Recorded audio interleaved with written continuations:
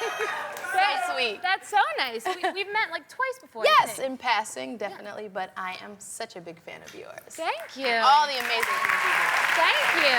I had no idea you had that much of a resume. You started as a VJ? Yeah, well, I actually started on the radio with Ludacris when I was a teenager. We were really young, and we had a radio show in Atlanta. And from there, I went on to host TRL for MTV. Nice. So how long have you been married? So I've been married for 3 years, but my husband and I have been together for 10 and a half years. And you met, and you're a couple years older, right? Yes, yeah, not that much older, Just a but couple. a couple years older. No, yeah. it's more and more common now. Yeah, believe me, I've been hearing you talk about it on the show. Right? No, it's usually the spread is way bigger now. But you got to think, 10 years ago, when I was doing it, I don't know if everyone was doing it then. It seems like it's more of a newer trend now. You started a trend. Yeah, it's I started a trend. You met when you were 19? He was 19 and I was 23, but he lied to me. He told me he was 21. Really? Yeah. How did you guys meet? Well, he saw me on television and was like, I want to meet her.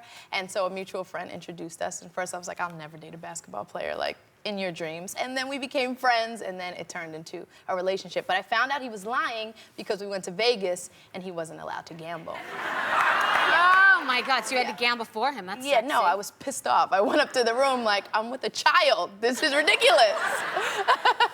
What is it? How is the life? Like, because you know, you hear all the cliches about dating men who go on the road, and do you get worried? Do you get jealous? Like, what's the dynamic? You know, I'm just very secure in myself. You know, I can't worry about what's happening on the road. I know our relationship. I know we have a great relationship. He's my best friend, and that's what I focus my energy on. If we think too much about what's going on when we're not there and checking phones and cracking email codes, like, that'll drive a woman crazy. You have to be secure in yourself and hope that that's the best and just go with it. Do you go on the road? Sometimes I go on the road. You know, I work so much that I'm just not able to just pick up and go on the road. But if he's going to a fun place, Chicago, Miami, somewhere that I want to visit, yeah, I'll jump on the road and hang out. We talk a lot on the show about are relationships, should they just come easy on some level? Because some people believe that it should just, and it just works. And, right. and some others believe that you have to work at it. So okay, so let me tell all of you guys this. Okay. No relationship is easy, okay? Now, whoever's telling you that is lying. See, that's the problem. It's such a misconception because sometimes people make it look so easy that you think, oh, they don't have problems, they're great. I mean, every relationship is ups and downs, and that's what makes a relationship. Sometimes you want to go through something with somebody to see if you can make it through hard times. Every day shouldn't just be, you know, lollipops and flowers and lollipops. No, some days you want to see how your mate deals with, you know, situations and how do you get through that. That's important when you're deciding who you want to be with.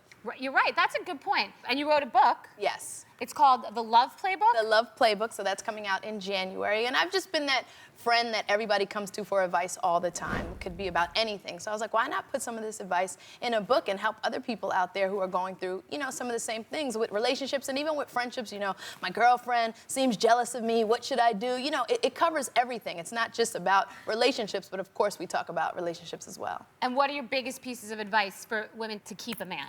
My number one rule, if you want to call it, in the book is, you know, we have to stop thinking that we need a man to make us happy.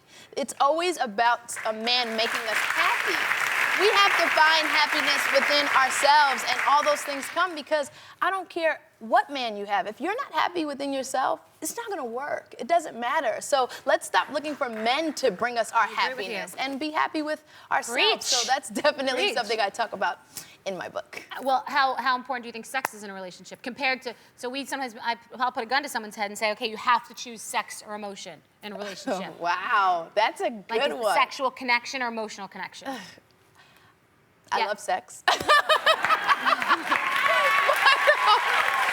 I think emotional, definitely, but I love sex. I think it's very important. Do you think they're related? If you have the emotional connection makes the sex better, or they are? I think they're definitely related. You know, if you guys are compatible on an emotional level, I think the sex will be just magnetic and great. And one thing with sex with me is I'm not into scheduling sex. Now that's something people always say into. schedule sex and I'm date just night. That's not into sexy. that. I don't think that's sexy. I like being spontaneous and things just happening, and you're like, whoa. Well, it's not like you and your husband could do it in like a hotel bathroom. He's quite large. Someone would notice it. I mean, it's not like, you know, this couple did it in the Home Depot shed, and like they, you know, people would call you out. We've never done that, but You'd be surprised.